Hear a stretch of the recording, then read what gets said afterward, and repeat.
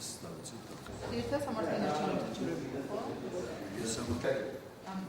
ანუ რეგისტრაცია ხო წინასწარი მონაცემებით იკავებს გიორგი მარგველაშვილი ეს ბატონმა გიორგიმ აიღო 33453 ხმა ეს შეადგენს 58% ნახევარს დაახლოებით მეორე ადგილს იკავებს დღეს მდგომარეობით რა თქმა უნდა ბატონი დავით ბაქრაძე ბატონმა დავითმა აიღო 11631 ხმა რაც შეადგენს 20% ნახევარს დაახლოებით მესამე ადგილზე არის ქალბატონი ნინო ბურჯანაძე 8514 ხმით დაახლოებით 15%-ამდე შეადგენს 17259